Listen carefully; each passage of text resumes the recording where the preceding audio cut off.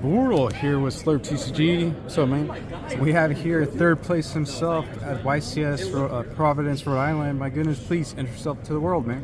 What's up?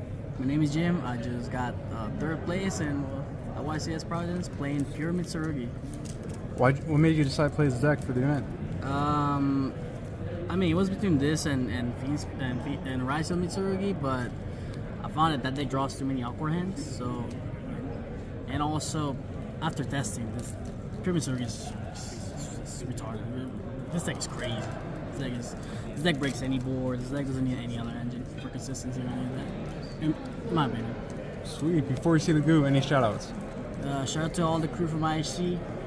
My boy Kevin, who couldn't make it. Yeah, Rip, we forgot to pick Kevin up. And all the guys that are here right now: Gage, Sanko, Brandon, Ash, Kyrie, my man, all of them. Appreciate it. Appreciate the support. Will, Mitsael. I don't see them around, but They were just here. yeah, I know they're here. So, yeah. Sweet. Without further ado, please present the third place goo. For like normal summons, we're like 3 Aramasa, your main starter. It just does everything on its own, and you won normal summons to some degree, which is why you also play the Saji, which is your other normal summon, but you only play one. The second one doesn't come up. You want to play as less normal summons as you can. This is a starter. This is not.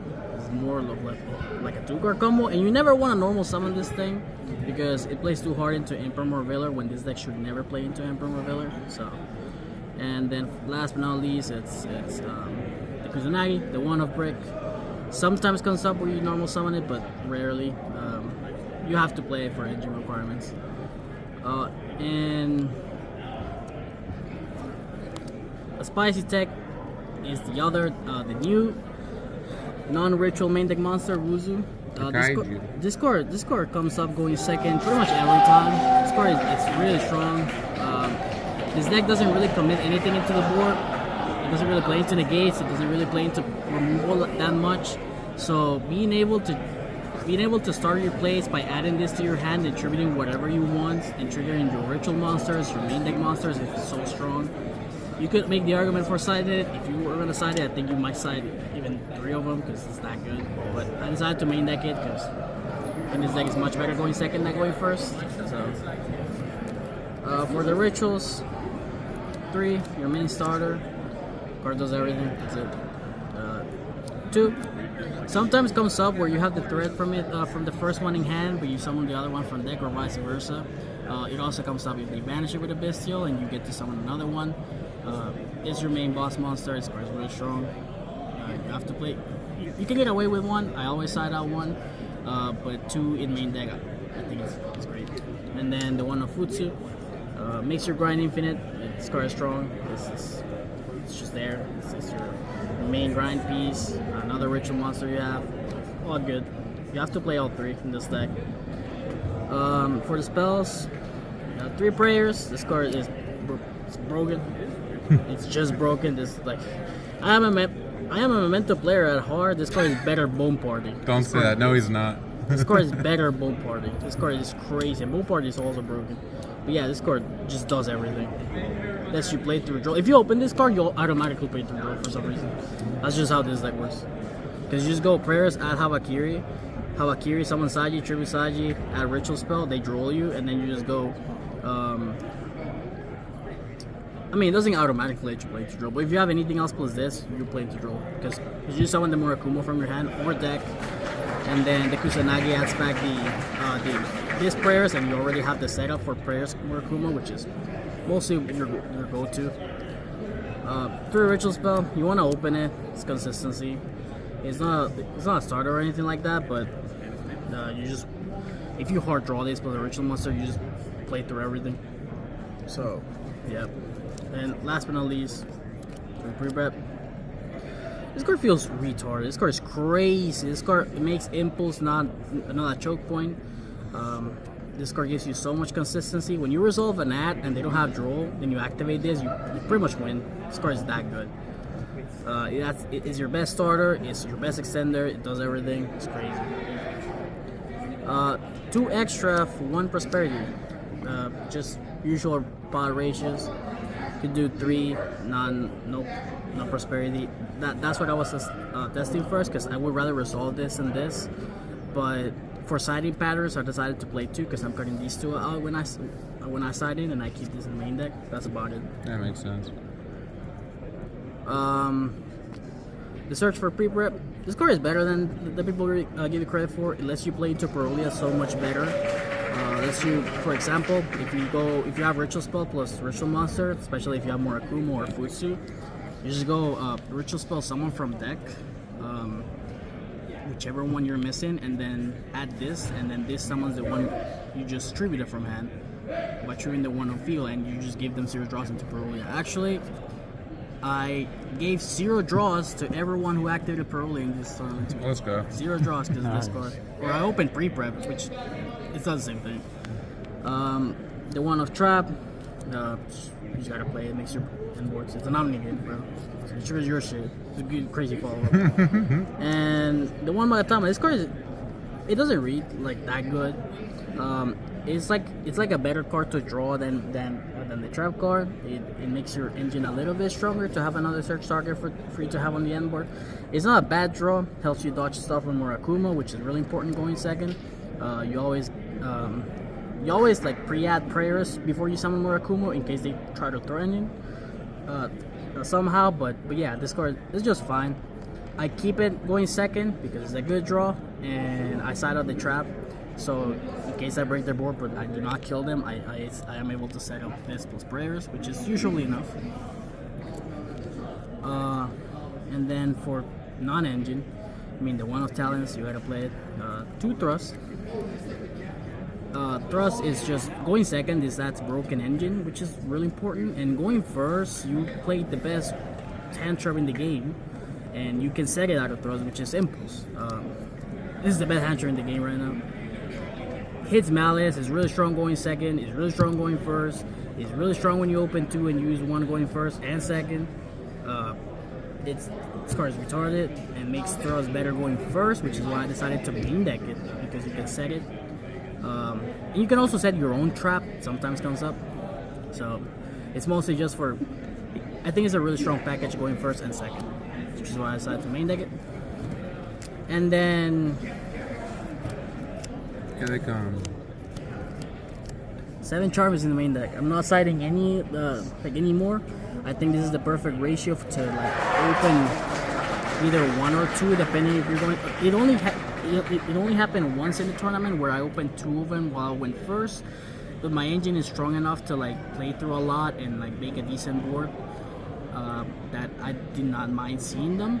But going second, these were needed throughout the whole tournament. This came up. Pretty much everything came up.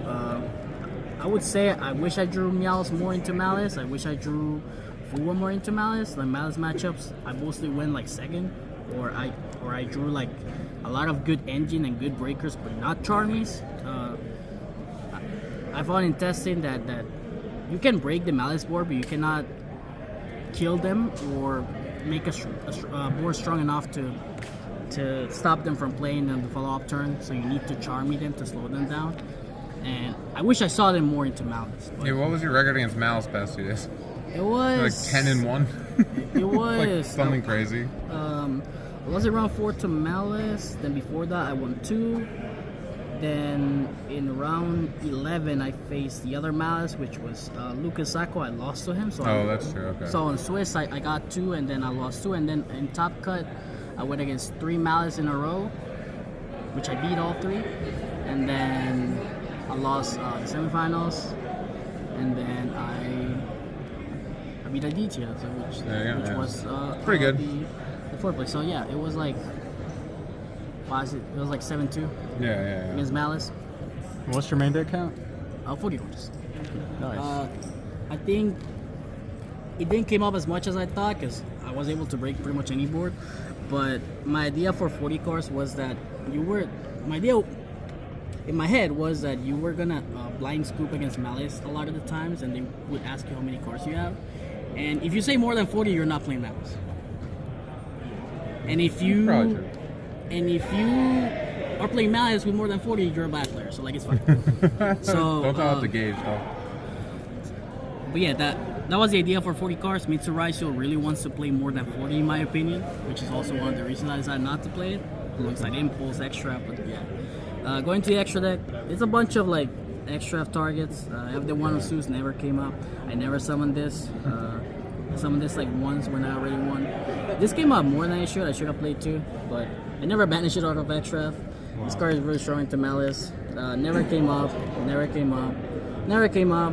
This came up. This card is it's pretty good. It helps you like bait stuff because it makes things to be able to like run over easier, and it adds like material for your ritual summons. It comes up sometime going second, but that's about it. Never came up, and then this did came up, but it's just that's why I played two. It's just IP into SP, it just makes yours more stronger. But Makes sense, yeah. that's about it. You always have free bodies, like free fours, and you either convert them into IP or this. If I'm going against Raizo, I summon this. If I'm going against Malice, I make this. About it. Seeing 2 IP is weird. And for the side deck, I'm on 3 draw. I was thinking of not playing this card because I thought I was gonna see more Malice than usual, but nah.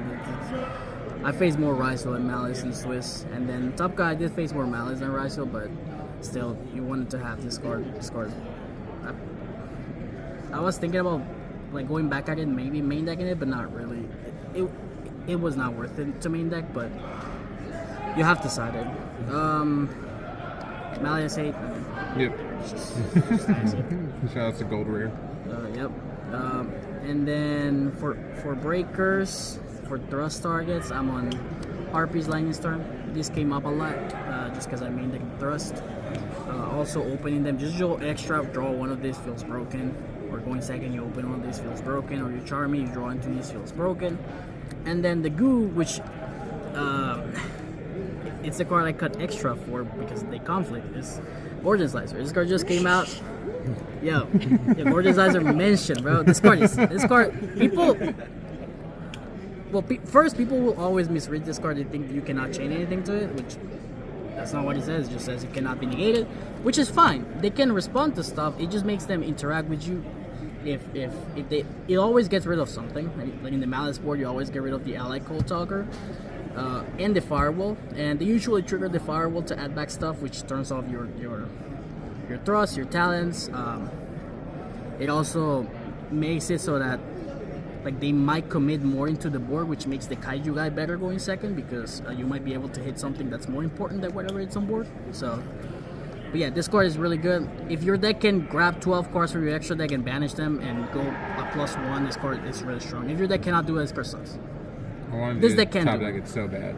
This deck can do it. We're waiting for it on stream. Yeah, nah, it's not worth it to Raizo and Mitsurugi, in my opinion. Okay. But I guess Malice, I always sided this shit in. This card is really strong. And then for going first, the 3 Judgment. I was between Warning and Strike. I ended up just, you know what, fuck it, just Judgment. This card is strong as hell. And then the thrust targets, the Sanctum and the Issue of the Gnomes. They never came up because I never drew thrust. Like going first, I always drew like Engine, which was enough to win most games going first. So, but the theory is that, I mean, this hits like Mitsurugi really hard, and this turns off a lot of the Malice shit. So, it also makes my siding patterns clean if I'm not going first, because I'm main decking 7 Charmies, which are not useful going first. So whenever I go against Raizo, I do this, and then put the 3 draw. And that's 7 cards for the 7 Charmies. The draws. Oh, yeah, the draws. And then if I'm going against Malice, it's gonna be, instead of draw, is Lancia, and instead of this is Sanctum. So there you go.